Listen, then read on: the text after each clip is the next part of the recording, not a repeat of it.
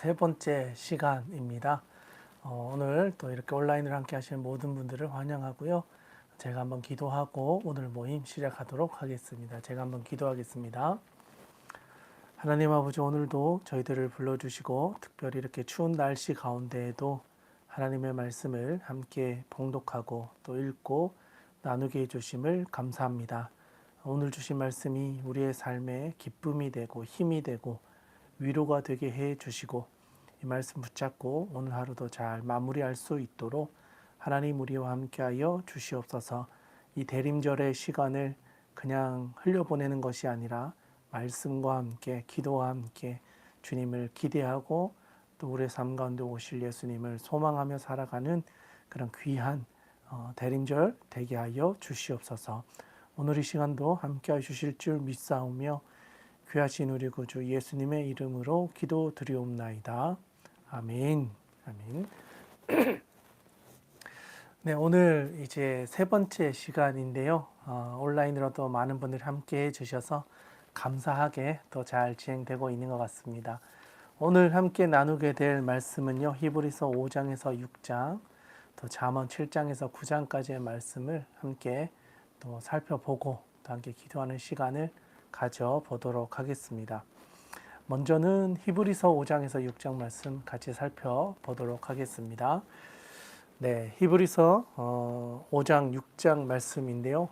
어제 우리 소유진 목사님과 함께 살펴보았던 4장 마지막에 보면 큰 대제사장이신 예수님에 대한 이야기가 4장 14절부터 16절까지 잘 나타나고 있습니다. 거기서 예수님이 바로 큰 대제사장이 되어 주셔서 때를 따라 돕는 은혜를 얻기 위하여 은혜의 보좌 앞에 담대히 나아가게 되었다라고 하면서 큰 대제사장이신 예수님으로 인하여서 우리가 하나님의 은혜 앞에 나아갈 수 있는 존재로 하나님 아버지 앞에 세워졌음을 말해 줍니다.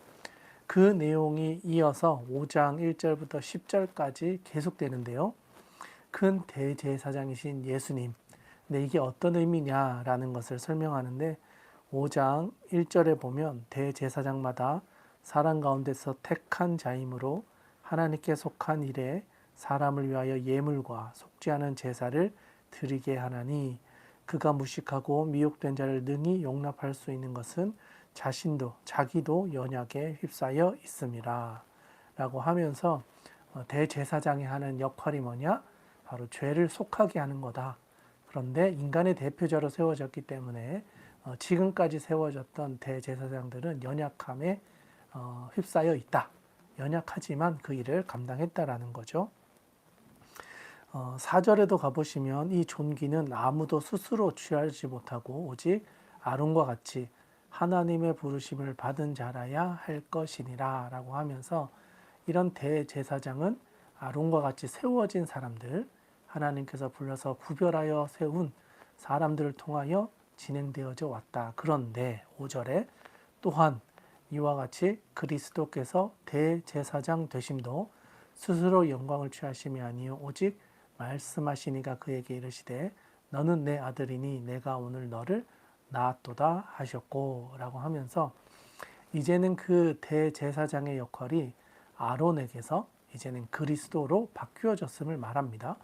그래서 그리스도께서 대제사장이 되심 역시도 겸손해지는 것, 스스로 영광을 취하는 것이 아니고 하나님께서 그리스도께서 대제사장 되시게 하셨다라고 하는 것을 이야기합니다. 그러니까 예수님이 대제사장의 역할을 이제는 이어받았다.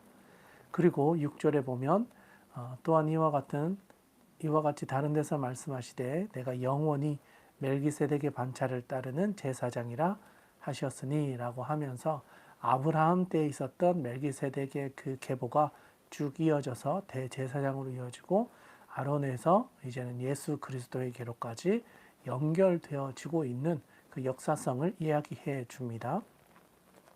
그러면서 이제 7절부터 10절까지 쭉 그것을 이제 이어가는 것을 이야기하는데요.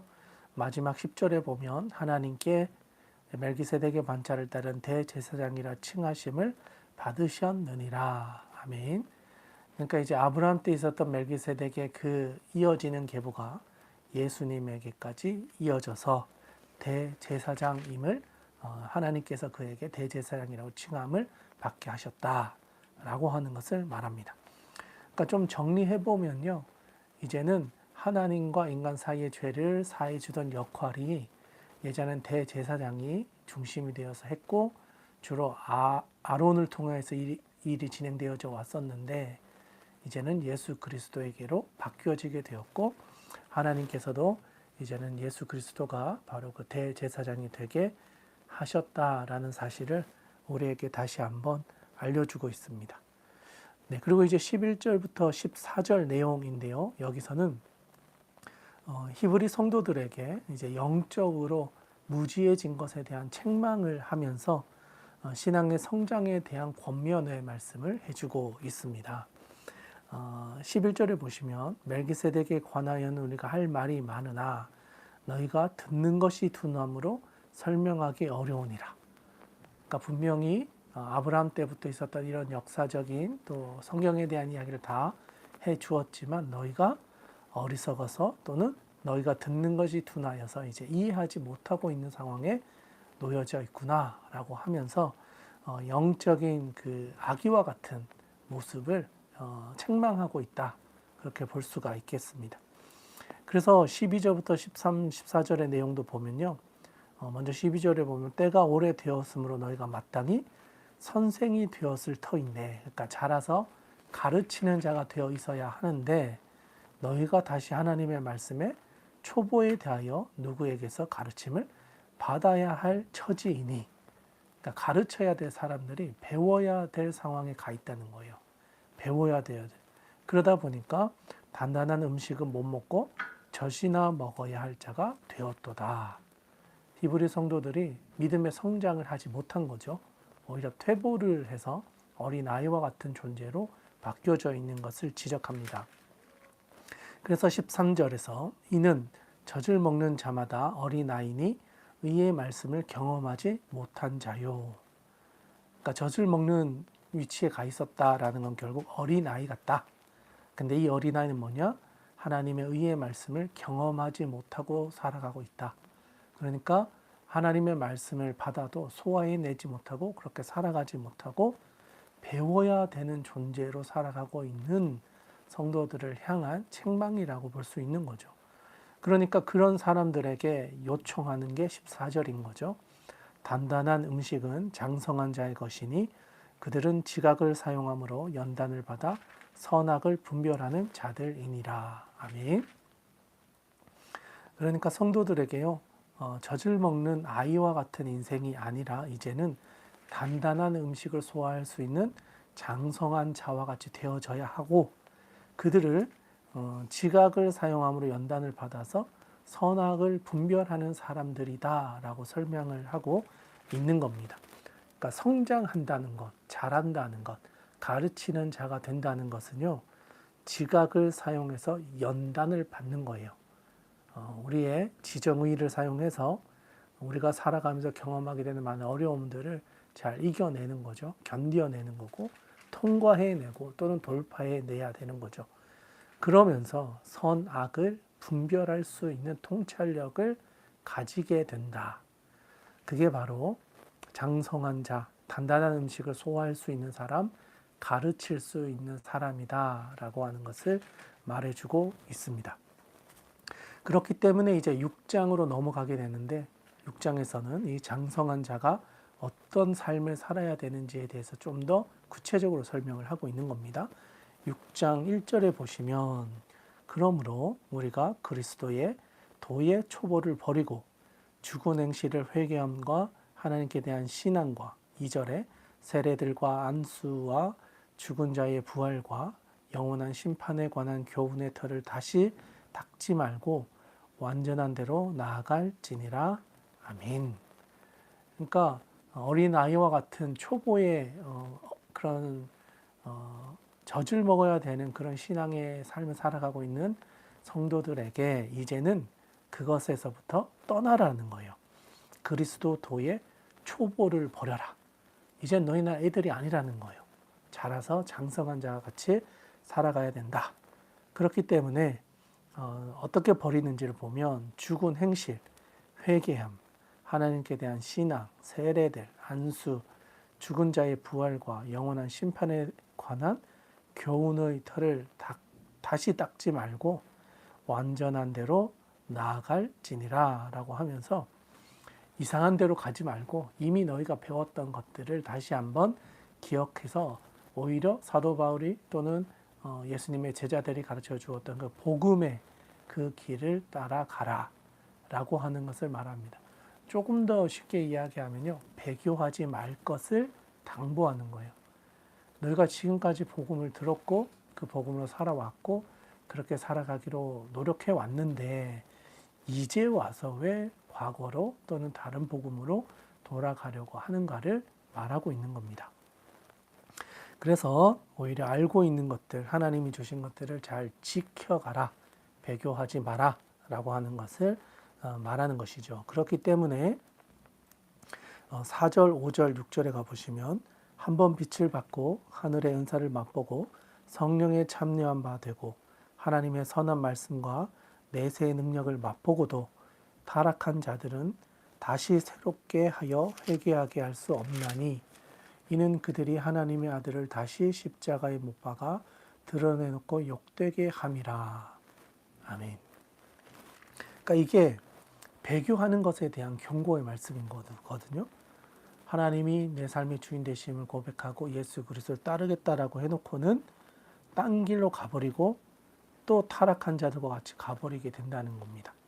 그러니까 그렇게 가는 것이 아니라 하나님 아버지 앞에 너희의 그 신앙의 순수함과 믿음의 길을 포기하지 말고 걸어가야 한다. 그 이야기를 이야기하고 있는 것이죠. 그리고 또 9절에 가보시면 사랑하는 자들아 우리가 이같이 말하나 너희에게는 이보다 더 좋은 것 곧 구원에 속한 것이 있음을 확신하노라. 그러니까 배교의 문제로부터 너희들이 떠나고 하나님 주신 복음의 말씀을 잘 지켜서 하나님의 참된 구원에 속하기를 바란다라는 겁니다. 그래서 11절, 12절 이어서 보면 우리가 간절히 원하는 것은 너희 각 사람이 동일한 부지런함을 나타내어 끝까지 소망의 풍성함에 이르러 게으르지 아니하고 믿음과 오래 참음으로 말미암아 약속들을 기업으로 받는 자들을 본받는 자가 되게 하려는 것이니라. 아멘. 그러니까 결국 믿음의 길을 끝까지 완주해서 어려움과 고난과 그런 시련들이 있다 할지라도 너희의 믿음과 또 오래 참음과 소망의 풍성함을 바라보면서 그 길을 잘 견뎌내라. 그래서 끝까지 그 길을 가서 하나님이 주시는 약속, 또 하나님이 약속하신 기업들을 너희들이 받게 되는 사람들이 되기를 원한다라고 하는 것을 말해주고 있습니다. 그리고 그렇게 살아가는 성도들에게 주시는 하나님의 약속, 또 하나님 주신 위로가 있다. 그게 이제 13절부터 20절로 이어지고 있습니다. 13절에 보면요. 하나님이 아브라함에게 약속하실 때에 가리켜 맹세할 자가 자기보다 더 큰 이가 없으므로 자기를 가리켜 맹세하여 이르시되 내가 반드시 너에게 복주고 복주며 너를 번성하게 하고 번성하게 하리라 약속하셨으니 번성하리라 하셨으니 그가 이같이 오래 참아 약속을 받았느니라. 아멘. 그러니까 결국 이런 시련과 어려움과 고난이 있다 할지라도 하나님이 주시는 약속을 끝까지 지키는 사람, 예로 아브라함을 들고 있는 거죠. 하나님이 아브라함에게 약속하실 때 맹세하셨고 또 오랫동안 참아서 약속을 이루어내는 과정. 그래서 특별히 14절에 보면 내가 반드시 너에게 복주고 복주며 너를 번성하게 하여 번성하게 하리라 하였던 그 약속을 결국 이루셨다라는 겁니다. 끝까지 견디는 자에게 하나님이 복 주신다라는 사실을 기억해라 라는 거죠. 그리고 16절에도 보시면 사람들은 자기보다 더 큰 자를 가리켜 맹세하나니 맹세는 그들이 다투는 모든 일의 최후 확정이니라. 하나님은 약속을 기업으로 받는 자들에게 그 뜻이 변하지 아니함을 충분히 나타내시려고 그 일을 맹세로 보증하셨나니. 자, 하나님께서 맹세를 하셨고 그것은 최후 확정, 변하지 않는 것이다. 끝까지 그것이 그대로 이루어질 것이다. 그렇기 때문에 17절에서 하나님은 약속을 기업으로 받는 자들에게 그 뜻이 변하지 아니함을 충분히 나타내셨고 그것을 맹세를 통해서 우리에게 최후 확정해 주셨다. 그리고 18절에 가보면 이는 하나님이 거짓말을 하실 수 없는 이 두 가지 변하지 못할 사실로 말미암아 앞에 있는 소망을 얻으려고 피난처를 찾는 우리에게 큰 위안을 받게 하려 하심이라. 고난과 박해와 어려움이 있지만 끝까지 그 약속을 믿고 나아가는 사람들에게 하나님이 주시는 안위, 위로가 그들에게 임하게 될 것이다. 또 19절, 20절에 보면 우리가 이 소망을 가지고 있는 것은 영혼의 닷 같아서 튼튼하고 견고하여 휘장 안에 들어가나니 그리로 앞서 가신 예수께서 멜기세덱의 반차를 따라 영원히 대제사장이 되어 우리를 위하여 들어가셨느니라. 아멘. 여기서는 다시 5장에서 이야기했던 큰 대제사장, 아론보다도 더 크신 대제사장이신 예수님께서 우리를 위하여 친히 이제 또 대제사장이 되어 주셔서 우리의 죄와 우리의 모든 허물들을 사하여 주시기 위해서 이제는 그 영원한 성소로 휘장 안으로 들어가셔서 우리를 구원해 주시는 분이 바로 예수님이심을 다시 한번 말씀해 줍니다. 또한 여기에 특별한 표현이 있는데 바로 영원히 대제사장이 되어 주셨다라는 겁니다. 그러니까 예수님은 이제 우리와 같은 시간의 제한을 받는 분이 아니시잖아요.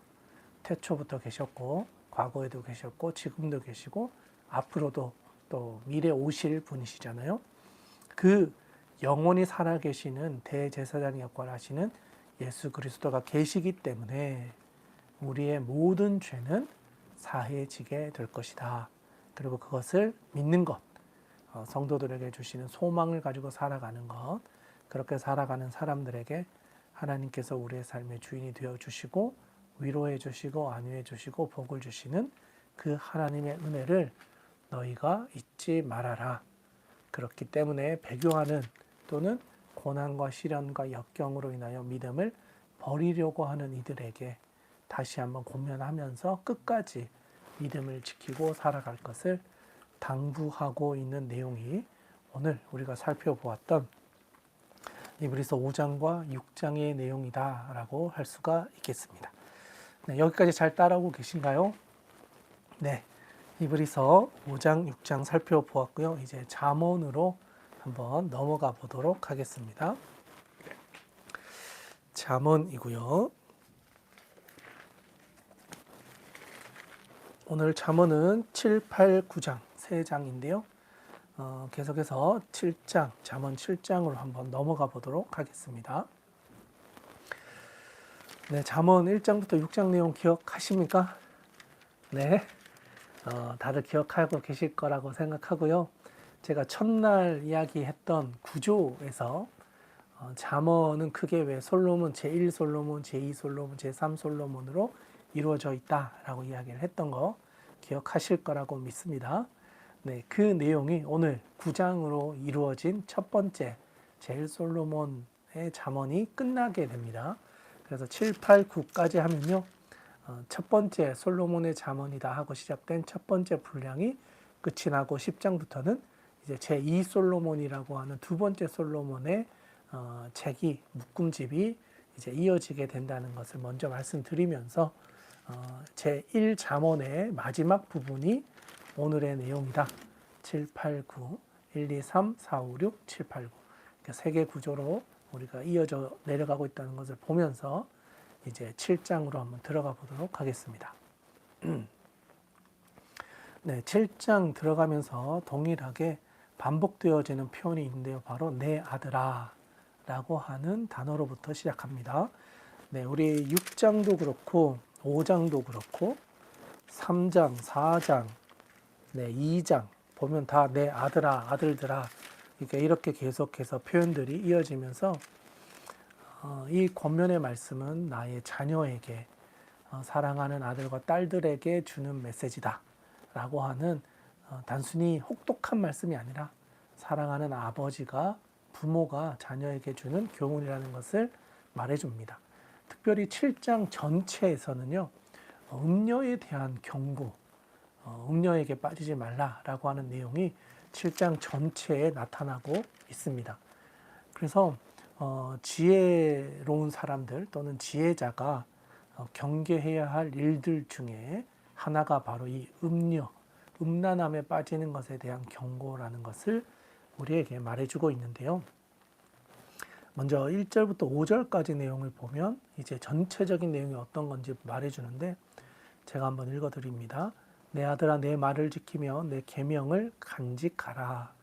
내 계명을 지켜 살며 내 법을 내 눈동자처럼 지키라. 이것을 내 손가락에 매며 이것을 내 마음판에 새기라. 지혜에게 너는 내 누이라 하며 명철에게 너는 내 친족이라 하라. 그리하면 이것이 너를 지켜서 음녀에게 말로 호리는 이방 여인에게 빠지지 않게 하리라. 아멘. 네, 바로 여기에서 말하고 있는 5절에서 말하고 있는 이 말로 호리는 이방 여인, 음녀. 그러니까 요 이야기가 이제 길게 뒤에 이제 이어지면서 우리에게 이 음행, 음녀에게 빠지지 말 것을 우리에게 말해주는 구절, 또 그 장이 7장이라고 할 수 있겠다라는 거죠. 그래서 표현을 보면요, 3절에 이것을 내 손가락에 매며 이것을 내 마음판에 새겨라. 그러니까 그만큼 중요한 내용을 이제 말하게 된다라는 것이죠. 그러면서 음녀, 말로 우린 이방인에게 빠지지 마라. 그러니까 6절에 보면 내가 내 집 들창으로 살창으로 내다보다가 어리석은 자 중에 젊은이 가운데 한 지혜 없는 자를 보았노라 라고 하면서 그러니까 이 음행에 빠지게 되는 여러 가지 상황들을 이야기합니다. 길거리에서 불러서 그 여인의 말에 꾀임에 빠져서 이제 자기가 서원했던 것도 잊어버리고 오히려 음란의 길을 가게 된다라고 하는 것을 쭉 이야기를 합니다. 그러면서 보면 16절에도 보면 내 침상에는 여호와 애굽의 문이 있는 이불을 폈고 모략과 침령과 계표를 뿌렸노라 라고 하면서 이 어리석은 사람을 유혹하는 거죠. 그리고 22절에도 보면 젊은이가 곧 그를 따랐으니 소가 도수장으로 가는 것 같고 미련한 자가 벌을 받으려고 쇠사슬을 매려 가는 것과 같다 라고 하면서 이 유혹을 이겨내지 못하는 젊은이의 연약함을 말해주고 있습니다. 그래서 또 24절에서 27절은요, 그 내용을 정리하는 결론부라고 할 수 있겠습니다. 같이 읽으면 좋겠는데요. 이제 아들들아 내 말을 듣고 내 입의 말에 주의하라. 내 마음이 음녀의 길로 치우치지 말며 그 길에 미혹되지 말지어다. 대저 그가 많은 사람을 상하여 엎드려지게 하였나니 그에게 죽은 자가 허다하니라. 그의 집은 수올의 길이라 사망의 방으로 내려가느니라. 아멘. 그러니까 수많은 사람들이 이 음녀의 길로 치우쳐 가서 스올의 길, 사망의 방으로 내려갔다. 이게 다 알고 있으면서도 넘어지게 되는 인간의 연약함을 이야기합니다. 그래서 음녀의 길로 치우치지 말라라고 하는 경고는 뭐 한두 사람에게 주는 경고라기보다는 이 땅을 살아가는 모든 사람들에게 이 유혹에부터 잘 자기를 지켜야 한다. 그리고 그것을 지키기 위해서는 하나님의 말씀, 계명 1, 2, 3절에 있는 것처럼 하나님의 말씀을 지키며 내 계명을 간직하는 것, 또 내 계명을 지켜 살며 내 법을 내 눈동자처럼 지키고 또 이것을 내 손가락에 매며 내 마음판에 새기는 것. 그러니까 이러지 않으면 모든 사람은 넘어질 수 있다는 겁니다. 그래서 7장 초반에는 내 마음을 지키는 것, 또 손가락에 메고 마음판에 새겨서 계명을 잊지 말라는 것. 그러지 않으면 음녀에게 말로 우리 이방인 여인에게 빠지게 되고 결국 그 길은 사망에 이르게 되는 길이다라는 사실을 잊지 마라. 이게 지혜자에게 주는 교훈이다라는 겁니다. 네, 7장은 이 정도 하면 그 내용을 잘 살펴본 것 같고요. 이제는 이어서 8장으로 한번 넘어가 보도록 하겠습니다. 네, 8장에서는요, 지혜에 대한 이야기가 다시 한번 등장하고 있는데요. 특별히 8장에서는 지혜가 나 또는 인간인 것처럼 표현되어져서 나타나고는 지혜의 의유나 표현들이 등장하는 말씀 중에 하나입니다. 네, 먼저 1절 한번 보시면요. 지혜가 부르지 아니하느냐, 명철이 소리를 높이지 아니하느냐. 그가 길가의 높은 곳과 내거리에 서며 성문 곁과 문 어귀와 여러 출입하는 문에서 불러 이르되. 여기서 중요한 건요. 불러서 이르되. 그러니까 불러 사람들을 모으는 거, 초청하는 거예요. 나에게 와라 이렇게 이야기하는 건데 지혜가 사람들을 초청했다라고 하는 건 지혜가 모든 사람들에게 들려져야 한다라는 것을 의미한다라고 볼 수 있겠고요. 지혜가 모든 사람들을 초청했지만 뒤에 가보시면 그 지혜를 거부하고 지나갔던 사람들이 많이 있었다라는 것을 말해주기도 합니다. 어쨌든 지혜는 모든 사람들을 불렀다. 모든 사람들에게 들려졌고 그것을 들을 수 있게 했다라는 겁니다. 4절에도 보면 사람들아 내가 너희를 부르며 내가 인자들에게 소리를 높이노라. 어리석은 자들아 너희는 명철할지니라. 미련한 자들아 너희는 마음이 밝을지어다. 하면서 계속해서 지혜가 모든 사람들에게 외치는 거예요. 지혜에 대해서 들을 수 있도록 이렇게 사람들을 불렀다. 그래서 11절에도 가보시면 대저 지혜는 진주보다 나음으로 원하는 모든 것을 이에 비교할 수 없다. 나 지혜는, 그러니까 지혜가 자신을 나라고 표현하는 거예요. 의인화. 나 지혜는 명철로 주소를 삼으며 지식과 근신을 찾아 얻나니 여호와를 경외하는 것은 악을 미워하는 것이니라. 나는 교만과 거만과 악한 행실과 패역한 입을 미워하느니라 라고 하면서 지혜가 자신을 소개하고 알려주는 거예요. 지혜가 무엇인지에 대해서 길게 설명하는 거예요. 어떻게 보면 자기 정체성을 드러내는 거죠. 지혜는 이런 겁니다. 이렇게 자기를 설명하는 겁니다. 특별히 13절에 여호와를 경외하는 것은 악을 미워하는 것이다 라고 하면서 이 잠언 전체의 주제와도 연결되어지는 표현을 하고 있습니다. 또 17절, 18절에도 가보시면요. 나를 사랑하는 자들이라는 건 지혜를 사랑하는 자들이 이렇게 보시면 됩니다. 그걸 이제 연결해서 지혜를 사랑하는 자들이 지혜의 사랑을 입으며 지혜를 간절히 찾는 자가 지혜를 만날 것이다. 이렇게 볼 수 있는 겁니다. 그리고 부귀가 내게 있고 부귀가 지혜에게 있고 장관 재물과 공의도 그러하다. 그러니까 이 모든 것이 어디에서부터 온다? 지혜로부터 오게 된다. 라고 하는 것을 이야기합니다. 그러니까 지혜가 자기를 알려주는 거예요. 사람들에게. 지혜는 이런 거다. 이런 거다. 이런 거다. 그렇게 해서 모든 사람들이 들을 수 있도록 지혜가 외치는 거죠. 내가 이런 거다. 네, 그것을 듣는 많은 사람들이 있었죠. 그리고 이제 22절로 가보시면 지혜는 언제부터 있었는지 이야기를 쭉 해 갑니다. 22절에 보시면 여호와께서 그 조화의 시작 곧 태초에 일하시기 전에 나를 가지셨으며, 그러니까 태초에 일하시기 전에 지혜를 가지셨다라고 말하고 있는 겁니다. 그래서 이거를 신학적으로는 지혜 선제설이라고도 합니다. 선제성 또는 선제설이라고 하는데 지혜가 태초 때 이미 존재해 있었다라고 하는 겁니다.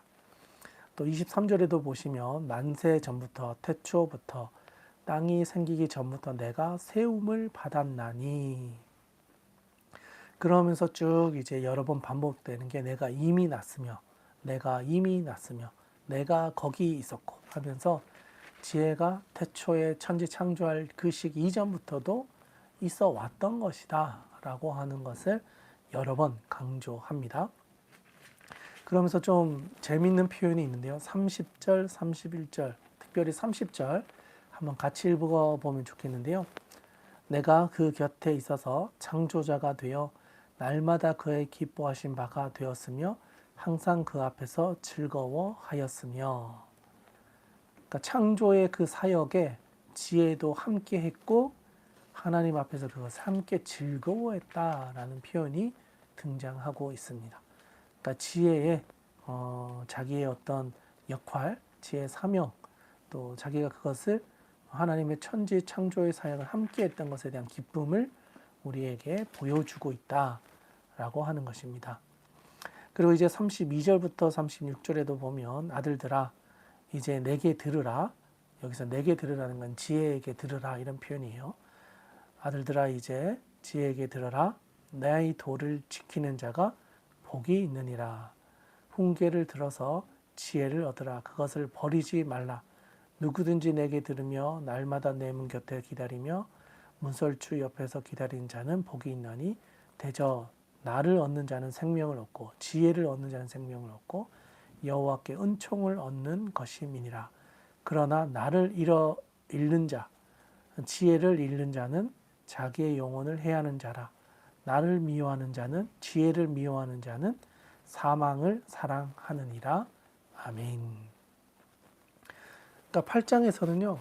지혜에 대한 강조를 아주 강하게 하고 있습니다. 그런데 이 지혜는 모든 사람들에게 주어졌다는 것 또한 이야기합니다. 모든 사람들이 들을 수 있게 지혜가 거리에서 불러서 성문 곁 문 어기 출입하는 문에서 모든 사람들을 초청했지만 그 지혜의 말씀을 듣는 사람이 있었고 듣지 않는 사람들도 있다는 겁니다. 그런데 그 지혜가 자기를 소개하는 거예요. 지혜는 이거다. 지혜는 이거다. 그러면서 쭉 자기 소개를 했지만 그 많은 사람들은 그 지혜에 대해 관심을 가지지 않았다. 심지어 이 지혜가 자기는 태초 때부터 있어 왔고 그 하나님의 지혜가 일하실 때 자기도 그 자리에서 함께하며 즐거워했었다. 그렇기 때문에 이 하나님의 지혜를 들어라. 그리고 이 지혜를 듣는 사람들에게는 하나님이 주시는 복이 임하게 될 것이다. 그러나 이 지혜를 미워하는 자에게는 사망이 임하게 될 것이다 라고 하면서 지혜를 초청하고 또 지혜를 따라 살아가는 삶, 그것이 너무나 중요하다라는 사실을 8장에서는 우리에게 말해주고 있습니다. 자, 이제 9장으로 한번 넘어가 보겠는데요. 9장에서 8장과 9장은 좀 연결되는 측면이 있기 때문에 쭉 한번 보도록 하겠습니다. 9장. 지혜가 그의 집을 짓고 7 기둥을 다듬고. 여전히 지혜가 사람인 것처럼 등장하는 의인화의 표현들이 이어지고 있습니다. 여기서는요, 이제 지혜가 자기를 소개하는 정도, 초청하는 정도에서 조금 더 이제 자기 집으로 들어오게 하는 그런 모습들까지도 보여집니다. 3절에도 가보면요, 자기의 여종을 보내어 성중 높은 곳에서 불러 이르기를. 아까 8장 3절에서도 문에서 불러 이르되 그랬잖아요. 불렀다, 초청했다. 모든 사람들에게 지혜를 들을 수 있도록 와서 초청했다라는 걸 여기서도 이야기합니다. 그래서 이번에는 초청을 했는데 4절에 보니까 어리석은 자는 이리로 돌이키라. 또 지혜 없는 자에게 이르기를 하면서 어리석은 자는 일로 와라. 가던 방향을 돌이켜서 여기로 와라 라고 하면서 이번엔 구체적으로 어리석은 자를 초청하고 있는 것을 보게 됩니다. 그러면서 6절에 가보시면 어리석음을 버리고 생명을 얻으라. 명철의 길을 행하라 하느니라 라고 하면서 지혜를 가지지 못한 사람들에게 지혜를 가질 것을 권면하고 있습니다. 그러면서 7절, 8절에 보면요, 이런 표현이 나오는데 거만한 자를 징계하는 자는 도리어 능력을 받고 악인을 책망하는 자는 도리어 흠이 잡히느니라. 그러니까 이게 참 안타까운 건데 거만한 자를 징계하면 능력을 받게 되기도 하고 악인을 책망하면 도리어 흠을 받게 되는 안타까운 일들이 있었다는 것을 말하는 겁니다. 그러면서 8절, 요거는 좀 중요한 구절이어서 오늘 보았던 말씀 중에서 또 중요한 동그라미 한 50개 정도 하면 될 것 같습니다. 8절은 참 중요하니까 한번 빨간 줄 한번 긋고 같이 한번 읽어보겠습니다. 거만한 자를 책망하지 말라. 그가 너를 미워할까 두려우니라. 지혜 있는 자를 책망하라. 그가 너를 사랑하리라. 아멘. 그러니까 이거는요, 아무리 내가 사랑의 마음으로 그를 권면하고 또 좋은 것을 가르친다 할지라도 그 사람이 거만한 사람이면요, 이 책망을 듣지 않고 오히려 우리를 미워한다는 겁니다. 그러니까 알아들을 만한 사람에게 말을 해야지, 알아듣지도 못하는 사람에게 말했다가 괜히 네가 미움을 받게 될지도 모른다, 이런 거죠. 그래서 지혜 있는 자를 책망해라. 그러니까 알아들을 수 있는 사람을 책망하고 깨달을 수 있는 사람에게 권면을 해라. 오히려 그가 너를 사랑하게 될 것이다. 라고 하는 지혜의 권면을 우리에게 말해줍니다. 그러면서 9절, 지혜 있는 자에게 교훈을 더하라. 그가 더욱 지혜로워질 것이요 의로운 사람을 가르치라. 그의 학식이 더하리라. 저는 이걸 보면서 좀 태도에 대한 이야기인 것 같다라는 생각이 들더라고요. 태도가 좋은 사람은 야단을 치고 가르치고 알게 하면 그것을 고마워해요. 근데 그 태도가 좋지 않은 사람들에게는 오히려 이게 나랑 싸우자는 거냐, 이렇게 반응한다는 거죠. 그래서 좋은 제자와 좋은 스승이 만났을 때 가장 큰 시너지가 나는데, 아무리 좋은 스승이 있다 할지라도 그 배우는 제자의 태도가 불순하거나 잘못되어 있거나 교만하거나 거만하면 그 스승을 알아보지 못한다는 거죠. 그러니까 좋은 스승을 만나는 것도 복이고 좋은 제자를 만나는 것도 복인 것 같아요. 바라기는 좋은 제자와 좋은 스승이 잘 만나서 우리는 주와 함께 즐겁게 행복하게 그 길을 걸어갈 수 있는 주야교회 성도들이 되었으면 좋겠습니다. 아멘. 네. 네, 여기서는 그 이야기를 하는 겁니다. 지혜 있는 자, 또 의로운 사람, 그들에게 가르치고 또 교훈을 보여줘라. 그래서 결국 10절, 여호와를 경외하는 것이 지혜의 근본이요 거룩한 자를 아는 것이 명철이니라. 아멘. 그러니까 잠언 전체의 주제와 또 반복되는 구절이죠. 요거는 동그라미 100개라고 할 수 있는 겁니다. 전체 주제와 연결되어지기 때문에 여호와를 경외하는 것이 지혜의 근본이요 거룩하신 자를 아는 것이 명철이다. 네, 이 본문은 참으로 중요한 구절입니다.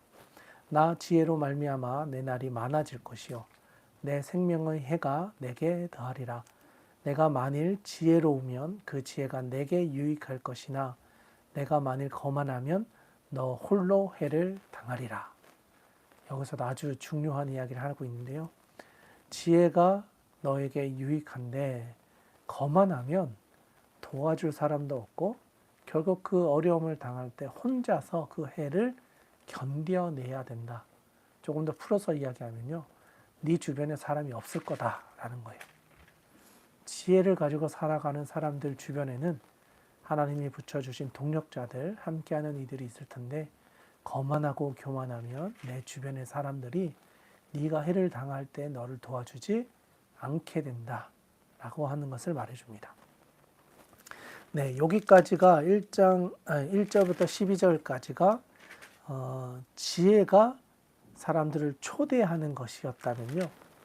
13절부터 18절까지는 이제 반대로 이제 미련한 자, 미련한 여인, 음녀가 초대하는 거예요. 사람들을. 반대가 되는 상황입니다. 그래서 13절에 보면 미련한 여인이 떠들며 어리석어서 아무것도 알지 못하고 자기 집 문에 앉으며 성읍 높은 곳에 있는 자리에 앉아서 자기 길을 바로 가고 있는 행인들을 불러 이르되, 이번에는 반대가 되는 거예요. 미련한 여인이 자기 길을 바로 가는 행인들을 자기 집으로 부르는 거예요. 미련한 여인이 초대하는 겁니다. 그런데 어떤 사람을 초대하는가 봤더니 자기 길을 바로 잘 가고 있는 행인들을 부르는 거예요. 어리석은 사람들 초대하는 게 아니고 잘 가는 사람들을 자기 집으로 오라고 하는 거죠. 그렇기 때문에 이건 유혹인 거예요. 유혹. 잘 가는 사람들을 잘못된 길로 불러오는 거죠. 그러니까 16절, 어리석은 자는 이리로 돌이키라. 또 지혜 없는 자에게 이르기를 도둑질한 물이 달고 몰래 먹는 떡이 맛있다 하는도다. 그러니까 이게 사람들의 심리를 이렇게 더 잘 읽는 거죠. 아이, 몰래 먹는 떡이 더 맛있어 라고 하면서 그 사람들의 그 작은 그 흔들림들을 유혹하는 거, 흔들어 놓는 거죠.